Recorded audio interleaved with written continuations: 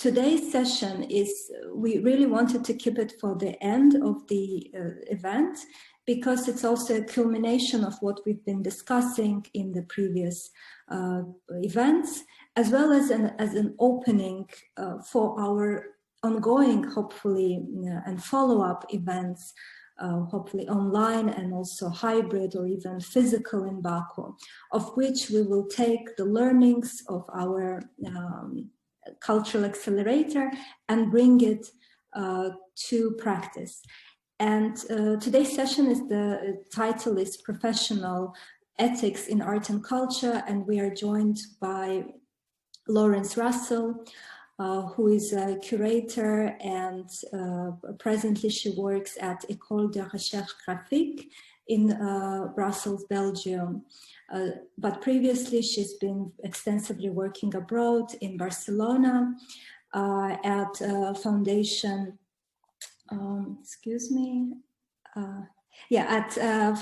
Foundation Antony Tapies. And previously she was also in charge for almost a decade of a project that was called Constant, a nonprofit association and interdisciplinary art lab based in Belgium. So we see, we hope to have a very interesting conversation paired by Daria Bocharnikova, who is a curator and institutional advisor at BOZAR, a museum and very reputable cultural institution in Brussels, Belgium. And I've been honored to know Daria already for more than a year, as we've been, thanks to NEMOSKVA, a curatorial school project, of which I'm one of the participants, and Daria is a curator of the present iteration, the second curatorial school. And we did have a very interesting discussion and conversation about ethics, care, the role of the curator, that has been going on for almost a year. And again, this session is also a way to have a public discussion of what we've been speaking about and working on together with our colleagues from this project. Good to focus on some of the questions that are maybe a bit more practical, maybe more questions of how rather than what do we want to prepare our students for, what is it building a career in art and culture today, right? Because those are those questions are so overwhelming. But in your practice, you have made some pragmatic choices about how to organize certain processes in order how to shape conversations within the institution. And so maybe this more pragmatically oriented conversation could actually help elucidate some of the larger dilemmas, some of the larger questions that we as professionals in art and culture face in the world as it is today.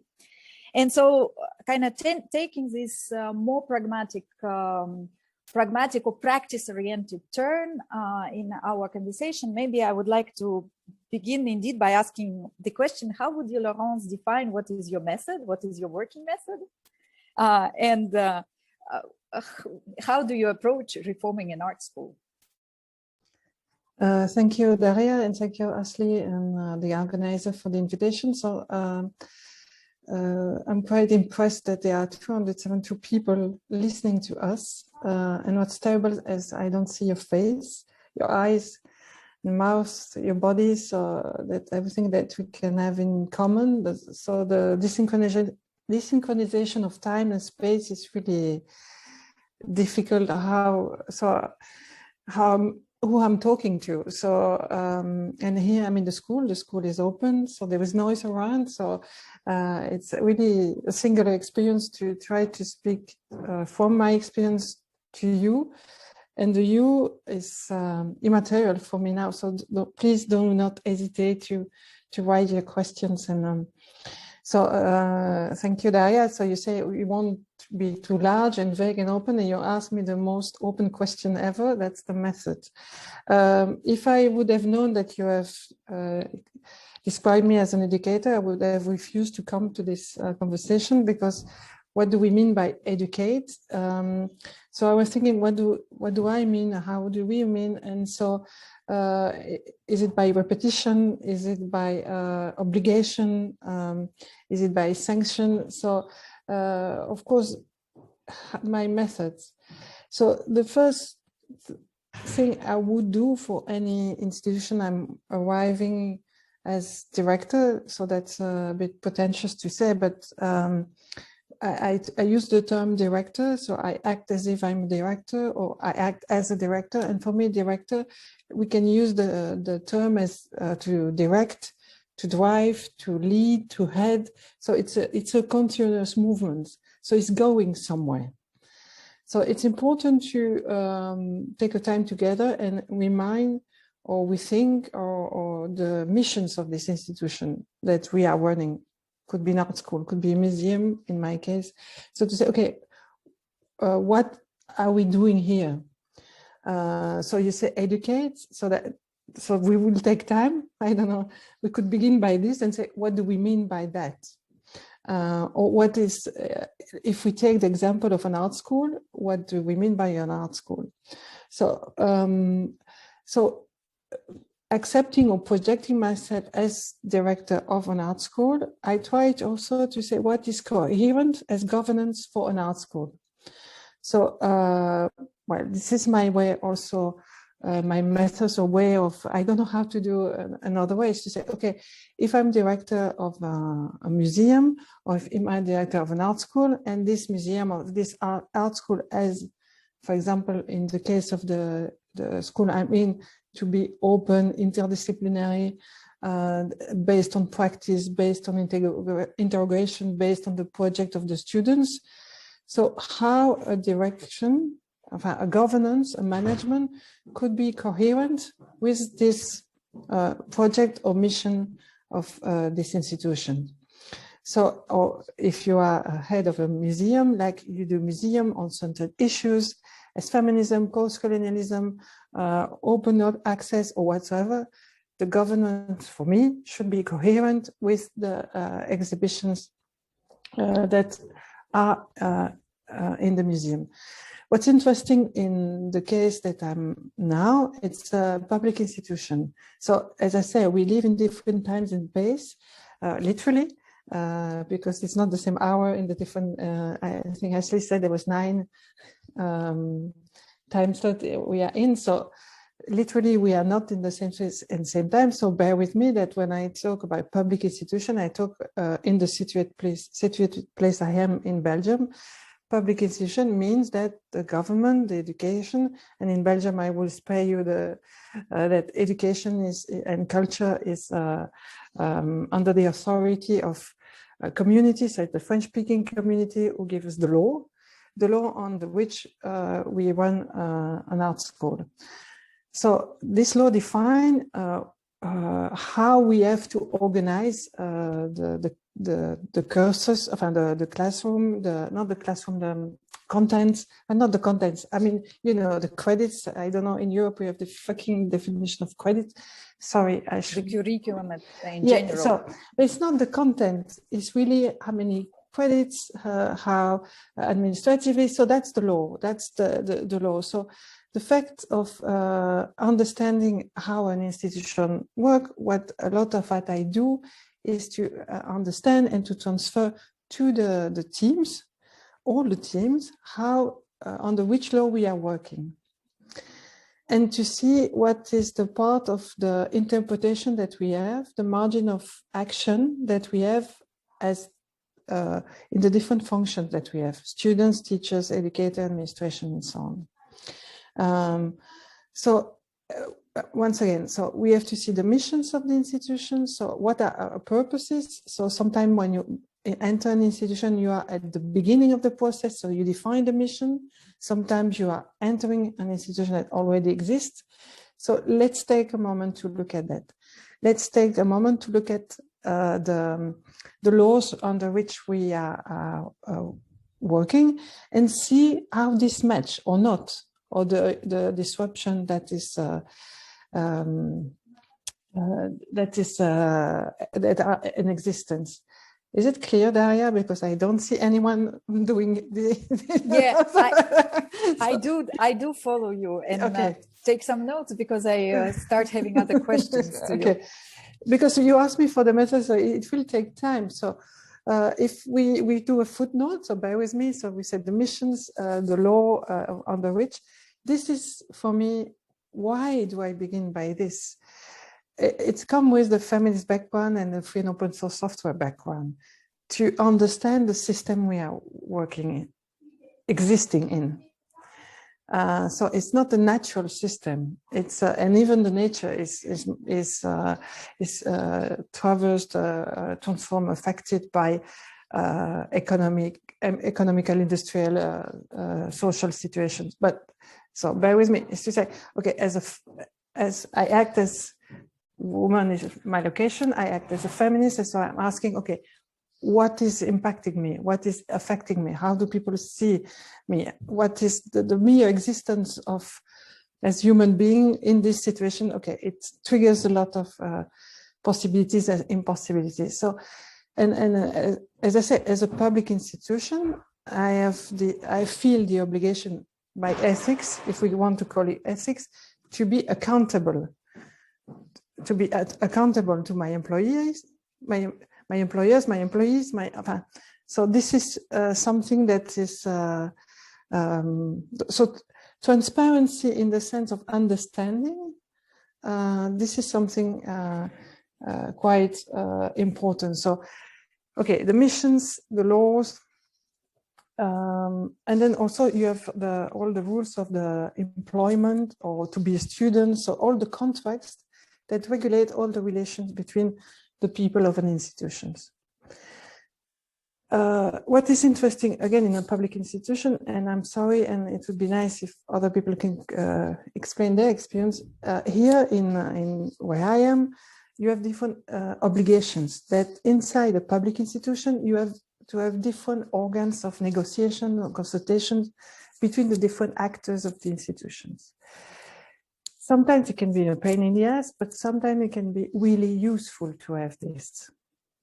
And so in the school, when I arrived, again, it was really to understand where we are and to transmit most of how the laws is working through all the teams of all the actors, let's use actors of the institution, and to activate all the organs of consultation and negotiations, because it's an obligation. So it's like a theater or piece, fiction. You know, you activate this, or you can have a tableau vivant, or you can have really a piece of moment of people talking and discussing. So, for example, it was really to give. So even in the situation we are in, from lately, what we were working on is to activate the power of to give back to the people the sensation of being able to act on the situation they are in, because I don't know in different countries, and you see from the photograph that Daria is the hair is perfect, but here the hairdresser were closed till Monday, so I have still to do something. So we in the current situation, we all live under the laws, that new laws that each day or each week someone else decide for us. And here in the school, what we try to do is say, okay, we are under these laws, but what can we do? Where our imagination or where our action can act. So this is something that, as a method, I could say that it's something that it's important to me. It's activate and use the organs of consultation, negotiation, and that are based on representative way of designing who will be part of these organs. And the last thing I will say is to say, yes, but also there is all the informal, that the fact that, for example, my office is next to the student's office, that we can meet. And unfortunately, this is now, we feel that what we lack is really, and I have to tell you before entering here, I had a teacher who is crying, that we lack this informal moment of meeting in the corridors, because some teachers are, because of health issue, family issue, are only teaching virtual, some students the same. So we lack, okay, what are we doing together? So what are we doing together, as we say, the mission, the laws, the infrastructure that we have to communicate, but what also important is the informal, the hospitality, the physical relationship that we create by being together. So, but then you will tell me, what the hell this is to do with art, artworks, artists, and becoming artists. Well, as my position, as I say, I'm not the educator. What I provide is the space, the opportunities for the pedagogy that is defined altogether by the different actors of the school can happen. In the position I am, I'm working on the structure and the space. I'm not in the classroom. So I do believe, and this is, I don't know, Daria, you want to open that corridor. I do believe that the atmosphere, the space matters. So it's important to think, but we have a tendency, this is pretty a chaos here. It's not a white cube. So you have certain art school that are really rich, white, cube, clean. Well, here it's not the case. So, but we have tension about this too. But to say that, okay, my method is to work on, to open up the more possibilities of being able to give the actor to be able to act on the institution, to act on their actions. I don't know how to say. I have to be, but I hope you follow me. That it's to create, the atmosphere, the protection. This is also why I come back with the laws and the rules. That it's not a subversive, because my idea is not to reform an art school. I'm just trying to be coherent between the mission of an art school and the governance of an art school. Because I do believe that if there is this coherency, this balance between how it is run, drive, direct, and what is possible to do, that will support, that will give, that will sustain the pedagogical project of an art school. And so what does it do with art? So at my level, again, what I work with the students, for example, is they are part of some decision process, of production process. So again, you're going to see what does it have to do with that, but for the kitchen, for the gallery, for the garbage, recycling. But okay, I don't know in your countries, but the situation here, well, and now it's worse than ever. It will be the hell of a time to find a job in art. And what does it mean? But meanwhile, they will be able to write a budget, run a collective space. And again, the situations are different. So in the level of where I am, I transfer a knowledge about how an institution works, what is needed. And so I hope that will inform them for their future when they will build collective work in institutions. So this is why there are different spaces that are collectively run by student, teacher, administration, could be libraries, galleries, Super 8 studio, a radio program, TV program. So all of these are a collective of students, teachers, and so on. I'm really happy that somehow my provocation worked, because eventually it gave me exactly two sets of answers. On one hand, quite pragmatic in the sense that your reflection about how to take time to evaluate mission, governance, structures that are in place. These are very, in some way, down to earth pragmatic steps. And at the same time, you also gave this, like you said in the beginning, oh my God, you asked me about the method. This is the most open-ended and theoretical question. And you did give us some hints about these larger issues too, And I think I would pick up really on these two dimensions that you seem to underline.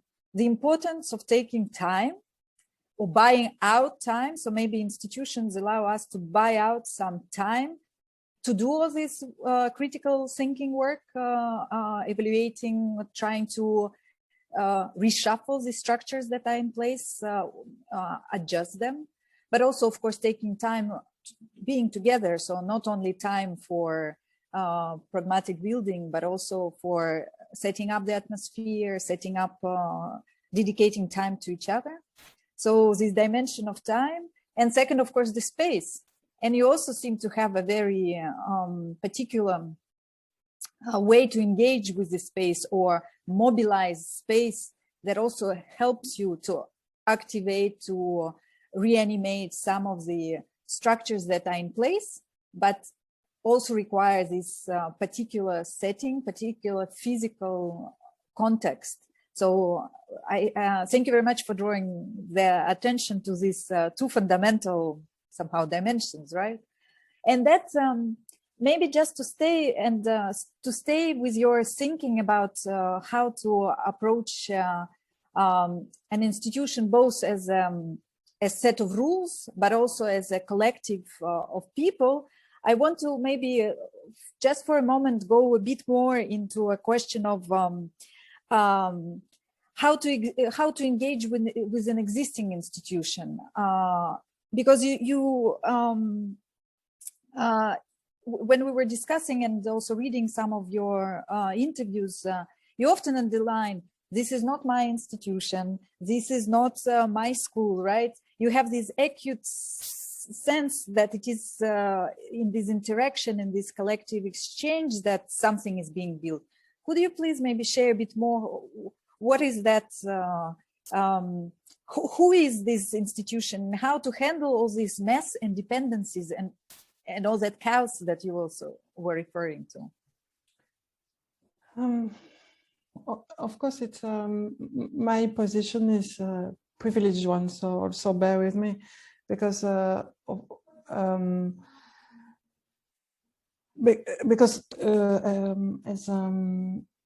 I think Ashley said, I worked 10 years with a non-profit organization that was called Constant, dealing with free open source software, feminism, mostly with what we call new media, the last century.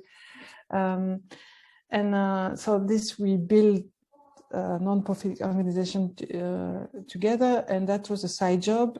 And the other job that I have during the day, it was to work for other institutions or other organizations or working in a supermarket. I mean, that's the so I had the chance, or also, as I say, my position as a feminist and working with free and open source software, I was as a feminist above all, I was interested in how does it work. As I say, I don't believe that there is nothing natural somehow, that science, in the industry, social, economical system are affecting us. So we are not outside the world. And so I begin by studying drawing. So I'm trained as an artist. And then an artist coming from an art school, when it was said, if you have talent, you'll see you will be the one. And I say, okay, no, not exactly. Social class, geographical situation, the skin you have, I mean, the body, you have, everything matters in that world. So I begin to say, okay, but then how does it work? How does it work? How does it work? So you begin by your closed environment, and then you go deeper, and you go deeper behind the curtains, you know. And so this is why this interest in the laws and everything. So the fact is, as I say, it's a privileged situation. Daria, my answer is stupid. So sorry, I was asked and invited to answer a call to be director of two institutions that I would accept to be director. So I did choose to be director of those institutions when I had, and I pay my rent with this. It's not that I won the lottery, but it's so when you ask it depends where you are in and you are living in a situation like this, where you are in the institution, and what is your contract with the institution, and so to be clear, to know that okay, what is the reach of your possibilities to act as less toxic as possible, because there is no place pure, happy, and without danger, or so. It's I did choose to have the responsibility, so I can assign myself those kind of objective that yes, the institution is more important than me, the missions of the institution is more important than me, and this is why it's important that it's defined with all the actors of the institution. It's not my project, which is the problem of a lot of charisma of the former century curators and museum directors, and okay, guys, mostly guys, okay, you incarnate, embodied this institution, but what after you? And I had the experience, I can tell you, to follow that kind of figure, and they didn't take much care of how, because I'm not saying that those people were doing bad job or bad exhibition, on the contrary, but how this knowledge, this all this value, how they are not then rooted in the institution, because when they're leaving, no, so you have this, yeah, but when it was this guy, it was so wonderful, we did big exhibition, yes, but it was 1 million, and but so to say, yeah. And this is also, I'm sorry to be so personal, but this was my experience in the culture or the art world or the art schools, to say, okay, yes, you can have brilliant ideas and visions, but how do we, so maybe I'm more ambitious, narcissistic ambition, say, yes, but how can this be existing after you? But this is why, again, I come with the mission and so on, that this should be defined by more than you. Of course, it's super great if someone that has a vision and it's okay, and you just making all the art critiques and you are the #1 in the list. But yeah, this is great. But I like, for me, but that's me. I mean, as I say, to say, no, it's a collective project. So this is important that, yeah, it's a collective project, and so, and this is again why I'm interested in public institution. So because you can, and this is what we are doing now in here, is that there was, as I said, there are different organs of representation and so on. So it was teachers and workers of this school that are in the organs at the level of the unions and so on and so forth. And for them it was, yeah, but everything is fine. So why would you, what we want to be represented to my employers? But I said, if I'm leaving, please, what do you want to keep of our work together? And so, yeah, I don't know if that answers your question, but yeah. Yes, you do, because you remember we had this brief conversation. We said, yeah, but how these experiences translate? I mean, it's like you began today, you said, it is a very particular situation. We are situated in Belgium in this very particular context. It's a public institution that is also governed by a very particular situation of several communities because culture is regionalized in Belgium and so on and so forth, right?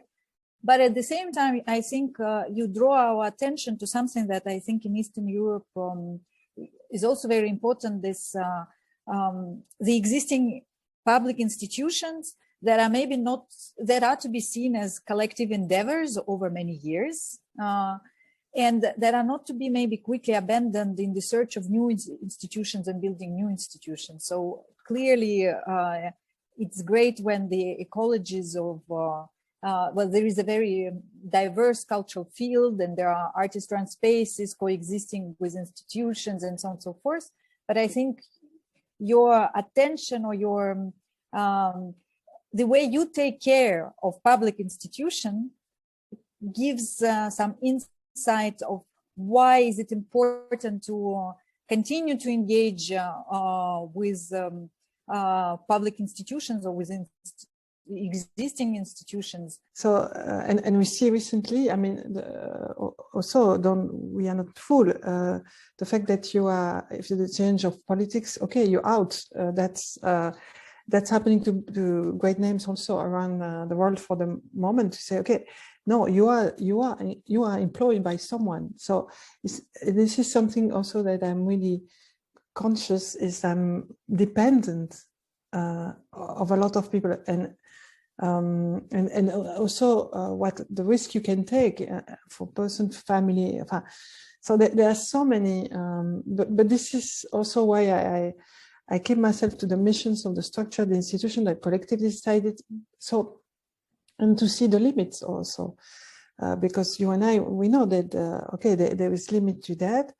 And this is why also, as I say, if you choose, this is why also I choose at one point, and I don't know if I will go on with that. Okay, to say, okay, I be a director, because being a director, of course, it's, you are not, yeah, you are on the side of power, of privilege, and the responsibility that goes with it, and it's really difficult. And for the moment, that whatever, but to say, okay, some of us, like when I mean us, informed by certain project, collective project, should go and see.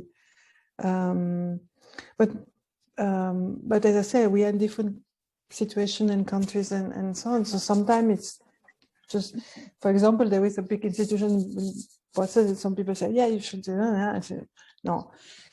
You know what I look first? It's the board.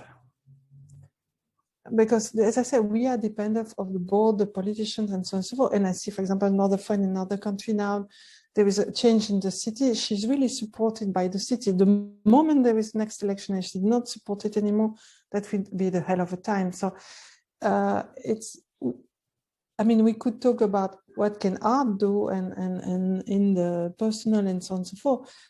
Now, Daria and I, we knew we have, we have placed the conversation in institutions. So yeah. Be sensitive, of course, and not separate art and culture so neatly by this wall, as if politics and society are just somewhere outside. They are, of course, intertwined and permeate the walls of our schools, of our museums, of our institutions. I look at the clock. We are. It would be great to have some questions from our audiences also. So I see there are first questions coming in. So I would really like to invite audiences to post questions to Laurence while we are waiting. So I see there is a first question already coming in. So while we are waiting for some questions to come in, I maybe ask one last smaller question. Where also from your experience in Barcelona, where you chose to radically open up the institutional archive, and not only archive, you also opened the exhibitions during when they were just to be mounted, and when there were cleaning works being done at the museum, that was also open to the audiences. From this radical experience of opening up, and in some way that you continue at ERG by opening up decision-making process to students, to teachers, by involving, right? So I would really want to ask you, how do you understand, why is it important to open up institutions, and why you really try to get rid of all this desire to hide things within the institution? Well, this is what bothers me when I explain this or what I do, that you say it's radical, and I say, gosh, this is not radical at all. It's normal. No, but because, for example, when we did open an exhibition, meanwhile we were building the institution, again, it was based on the work of an artist called Alan Capro, and because his first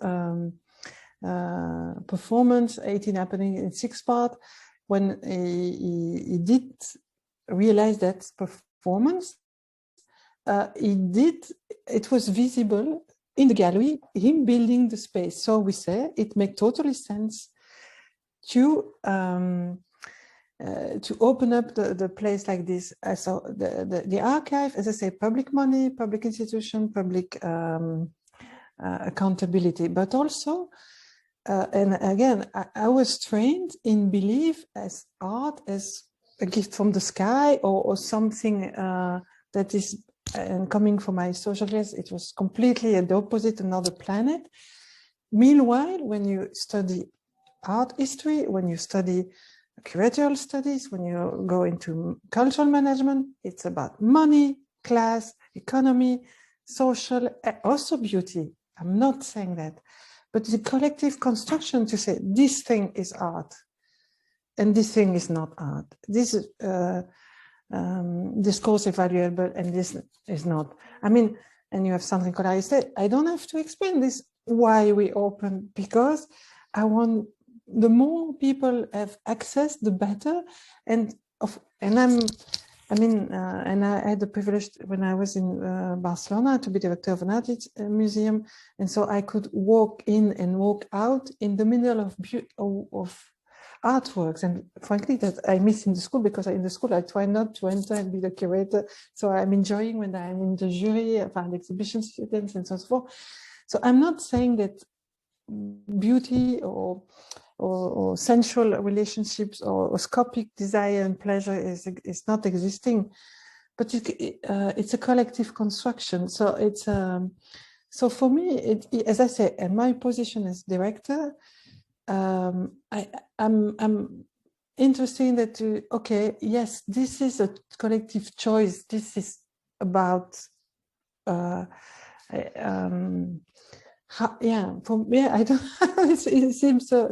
And also, when I say it's not radical, it's also I'm learning from the art history. I'm not inventing. I'm inventing the wheel, if you want, because it's just about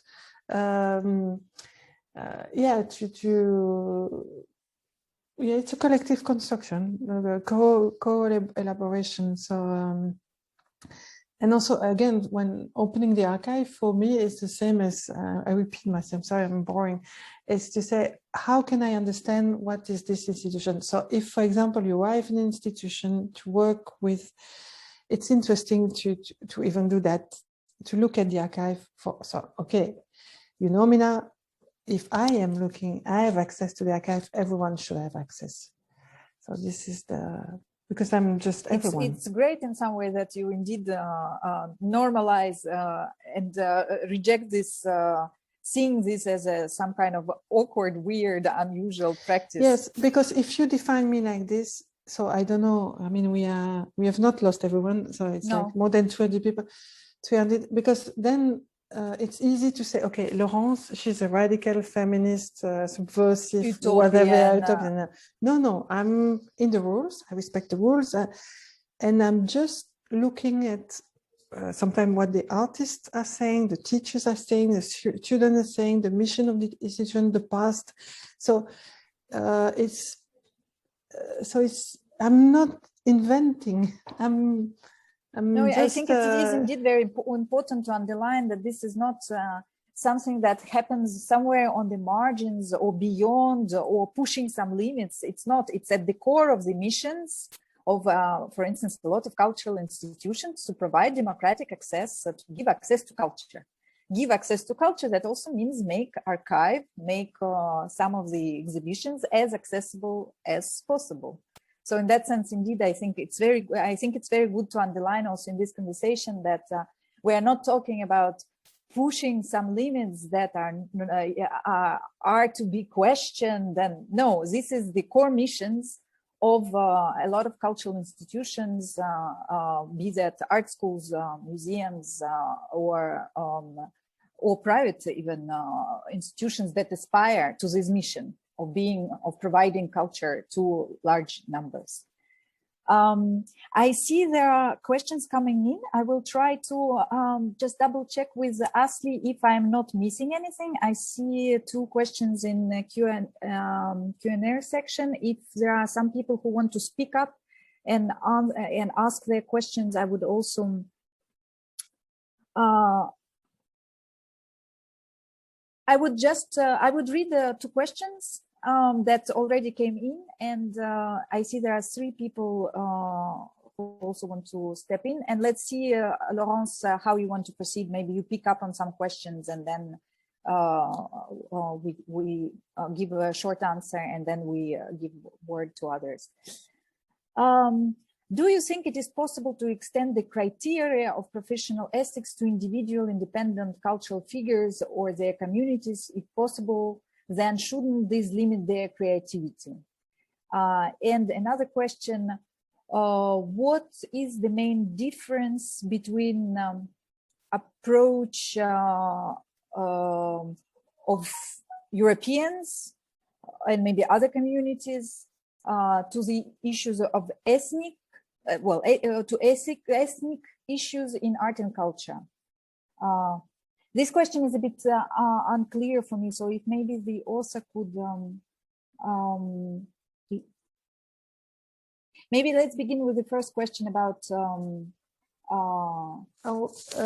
the first question I would let this person to answer for himself or herself, because as you have understood, for me all of this opened up the creativity and the possibilities. So for me, when I became a feminist quite late, I was 30, so it was really late. Took me time, but it was wonderful. So it's the same with free and open source software, or the look at the rules. So for me, it gives a lot of energy and possibility. So it's, for me, of course, do what is necessary. I mean, each person has to decide for oneself. Where I'm placing myself when I answer, to say it again, it's the level of responsibility of an institution and be part of that. So if you ask me personally, I was, when I was alone in my studio, I was just, I mean, no, I was younger, but no,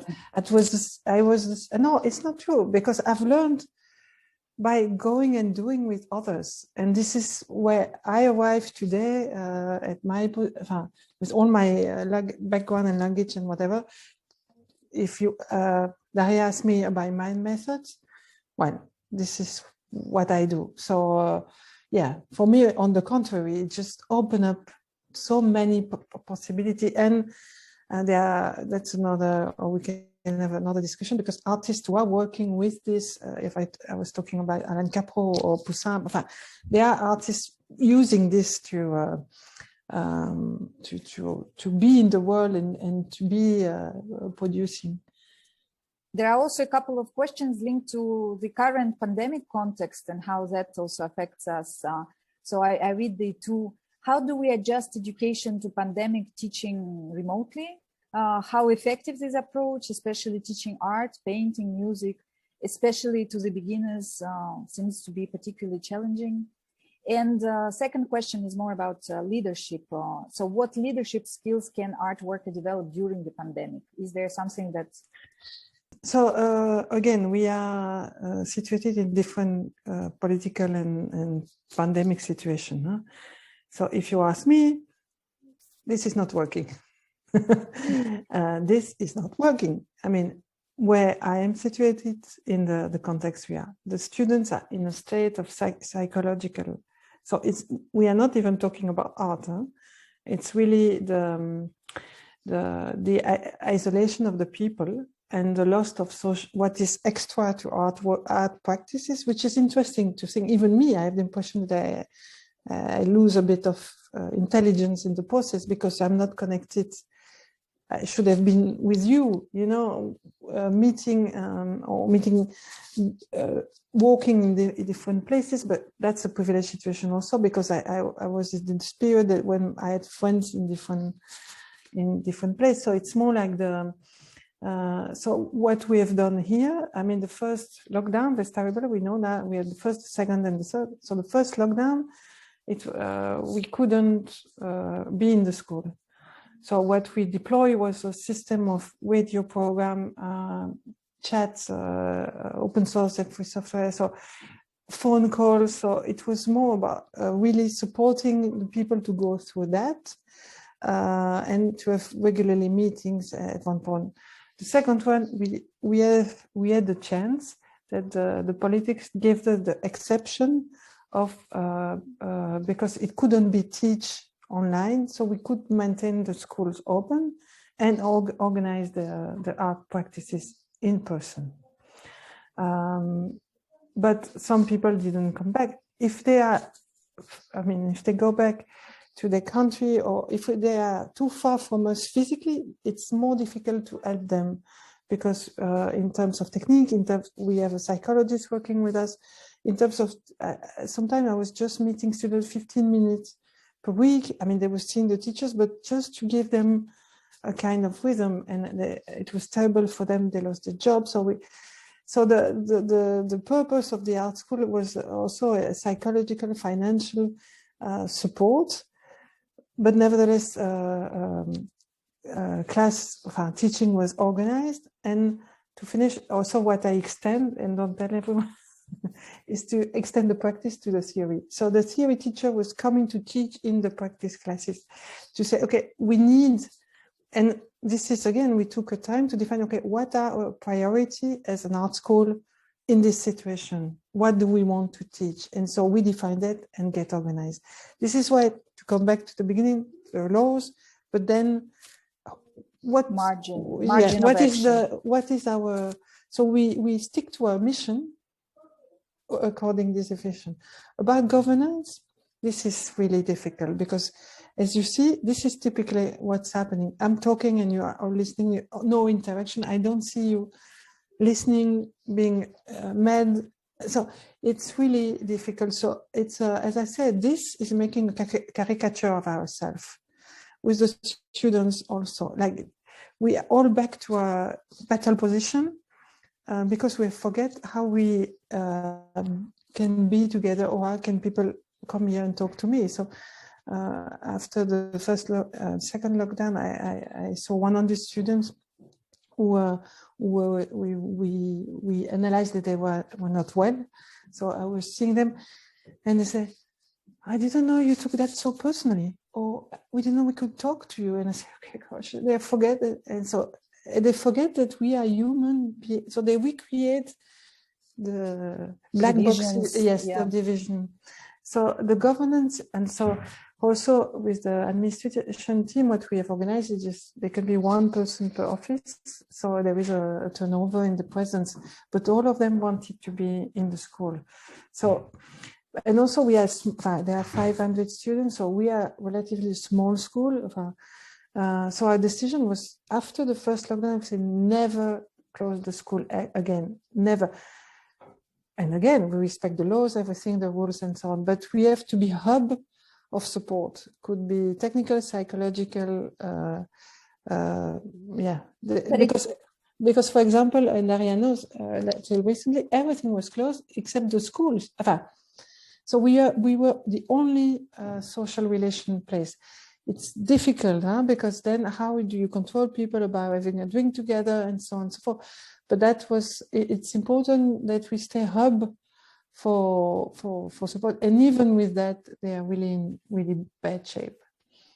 But I think it's also very important what you now also kind of put in perspective what you said in the beginning. You said, well, those structures and positions and hierarchies that we inherit, they are no natural ones. We have to look at them, we should question them, but they are also quite resilient. They survive, they reproduce themselves, and we need actually to constantly dismantle them, constantly question them, constantly, because if not, students again find themselves back in their kind of withdrawn from this process, just on the receiving end of education, and yes. Not even.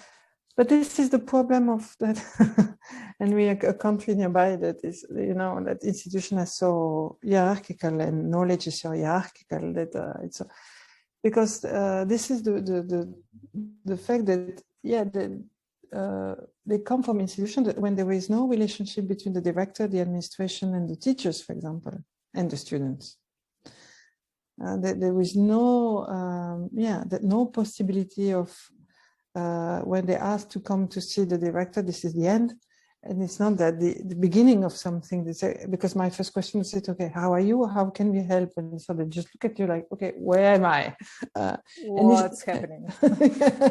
So it's and this is why, as you know, the idea of there is all, you say institution and everyone say, wow, but for me, it's people. Yeah, it's a collective building, yeah. But it was captured by yeah, and someone was mentioning, I think so. It was captured by a certain group of people. It's true. Nevertheless, this is why it's interesting to be entering the direction and entering in this thing that you see, yeah, how the laws are built, because I'm working also now, because I'm the director of an art school in sexual violence and in the higher education and so on. So, and we are proposing some clear change there. I hope it will work. So it's yeah, it's a collective construction. I'm trying. If I fail, you will not know it, but I'm trying. There is to maybe wrap up our quite intense conversation. There is a big question, but we don't have to really answer it. But I think it's important to address it, because when in the title we see professional ethics in art and culture, ethics is often, of course, understood as a set of rules, regulations, set up by a particular profession, for instance. And the question that came up and Asli helps us to interpret it, it's really, do those rules that we set up constrain creativity? When it comes to the professional ethics, they should be weaved into every activity and respected. So is there a tension between those rules that either we question or we set up and creativity? This is funny because it's happening to me a lot, this, when I talk about feminism and post-colonialism and class, you know, that the moment you want just to ask yourself who is saying what in what conditions of war, you limit creativity. I don't understand, but also that maybe they're mistake. What I'm saying, there is no rules. What I'm saying is that we are, for example, to be recognized in an art school in the French-speaking community of Belgium, you have to obey to a certain type of rules. What I'm calling, I don't know who used the word ethics, but let's say in this context, what Daria asked me is about my methods. And I'm talking about being responsible of an institution, not being an artist. So being responsible of an institution, to be accountable. Yes, you are employed by, so it's, this is what I say, it's about the contracts. I mean, in which contracts you are. If you are alone in your studio or being an artist, nobody constrains your creativity, nobody. If you're a student in a school, nobody constrains your creativity. Meanwhile, you are not harming, insulting another human being or not destroying the collective material or whatever. That's the limit here, for example. So I don't know why it's interpreted as something that constrains creativity. Meanwhile, we are not there at all. So I'm sorry if I gave you the impression to have a moral or whatever. No, it's not at all that. No, I think it's very important indeed to divorce that, because somehow around these topics there is indeed this fear of, and I also wanted us to avoid, of course, and not at all sound either moralizing or knowing that there are some values that should inform all our work as art professionals, right? So I think Laurence is very careful about, and that's why we also indeed try to talk about very concrete things, because I think that allows also to step outside of this field of miscomprehension. And once we talk about methods, I think Laurence is very transparent in showing how she defines the margins of action, the margins of possibility and impossibility within her particular situation, be that institutional, be that national law context. Yeah, because for example, in also in the school, there is a total pedagogical freedom about the content, as I say. I mean, one is not hurting or harming anyone.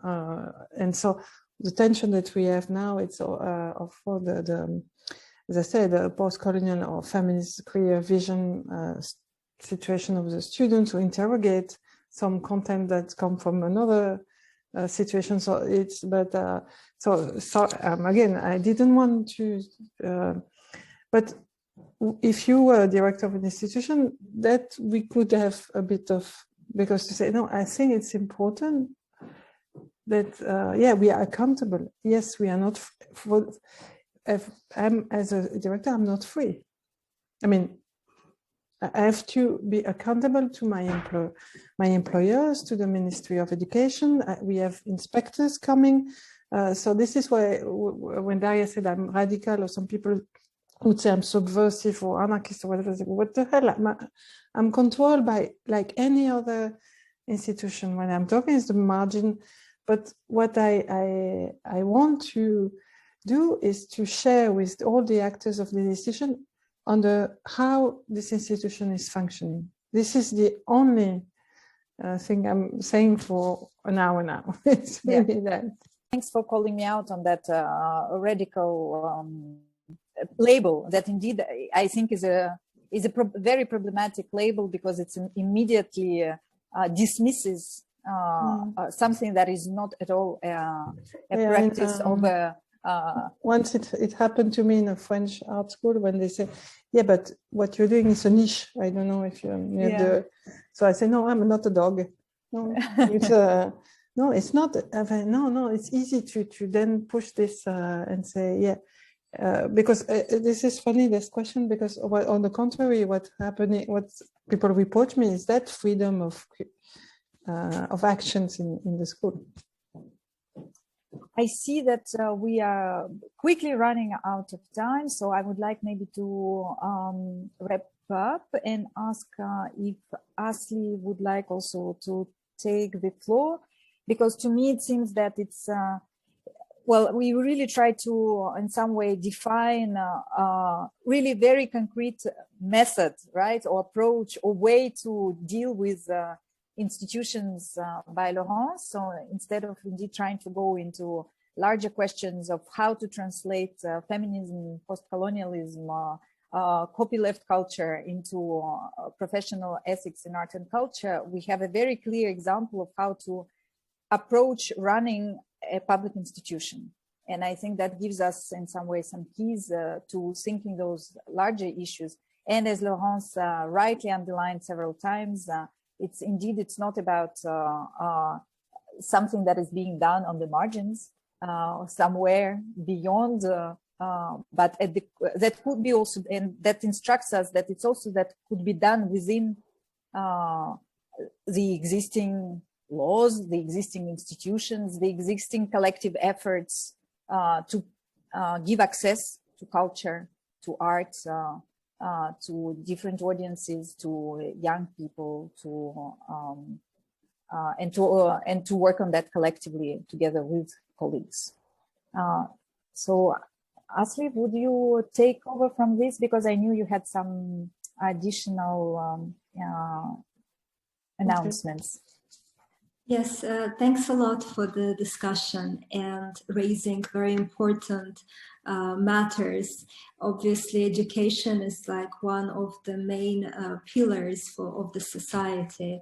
And as Daria correctly pointed out, in our part of the world, in Eastern Europe, in the Caucasus, often education is quite obsolete, and the approach is obsolete, and it doesn't prepare artists, curators, art workers to the real life. And obviously we could have had another 2 hours just to tackle this, and maybe a separate conference or cultural accelerator, just simply focused on education. In Azerbaijan, Ministry of Culture has no link to education, directly influenced the art education, and it's Ashley, if I can say, in Belgium is the same. Culture and education are separated. It's not like France at all. So this is so it's we try now to have some collaboration in terms of between using the institution, the higher institution level, but this is the same. No. So just the Belgian inside. Sorry. Yes, it is, but this because sometimes. Sure, sorry. Yeah, I just wanted to say that it's also very difficult then to influence or to even communicate what type of program you would like to have and what are the alternatives of developing your expertise, your knowledge. In my case, I have now a possibility to be a part of a curatorial school, NEMOSKVA, that we mentioned about earlier with Daria. There are other opportunities and possibilities, but not many people are able to have education abroad because A, it's a language barrier, B, it's now physical barriers of traveling, and C, it's also very rarely like quality education also requires financial investments. And again, this is a question, where does support go and how is it effective, and what are the areas to be financed in our case, in case of art and culture. I see that there are still questions coming in, and if you want, Daria and Laurence, you could take a look. There were a couple of remarks. I think it's important that I share this with Laurence so that she also has a bit of feedback. Some of the colleagues from Azerbaijan agree with you on the impossibility of this, how difficult it is to organize, to be an art school in pandemic times, and that it's basically not working. So distance studies for music classes do not replace physical classes at all. Teacher is not only teaching theory, but also shows how to use the instruments, how to put fingers on how to hold the instruments. In the end, it doesn't feel right for this type of classes to do that online, right? So, of course, and there is a big question that I think is very difficult to answer, but I think it's important to announce it. To which extent professional ethics should be linked to national values, or what is the relationship between some national values and professional values? But I don't know, but what we all know is that we are situated person, that I can't separate what I'm telling you today with my my background and the welfare state I'm in, and the politics believe in my family. I mean, and Daria knows that some places where I explain all of this, because of course we are. So I don't know about national, but what I know is about coming from the border between France, Belgium, and Luxembourg, where one of the first industry closed in the 70s. So it was a total economical disaster. This informed all my life. I mean, I can't help myself. So it's so when I say national, it's not so much national. Sometimes it can be regional or even local, the street you are living. But also, I'm coming from a welfare state where there was unemployment money, when there was access in education. We've seen those countries or where there was public universities and are all private, and it will be a total disaster. So, of course, this is why, again, I'm explaining that that we are dependable. So it's taught we are dependable of, and Ashley explained it, we are dependable where we are. And someone was asking a really bigger question between the European and other countries. Within Europe, there's so much difference. This is why I told Daria, beware, we are not in France. So there is the separation. The culture and education are separated, and they are separated in between regions, so communities. So it's like, whoa.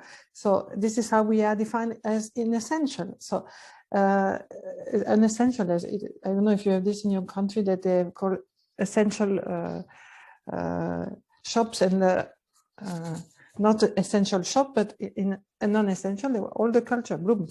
Well, except in Belgium, they opened the museum, and not in France. So it's like, okay.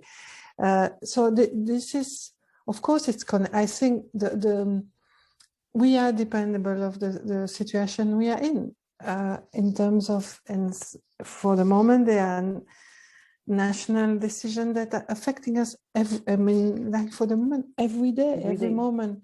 So this is why we had some hope at the European level, but in terms of support for doing project.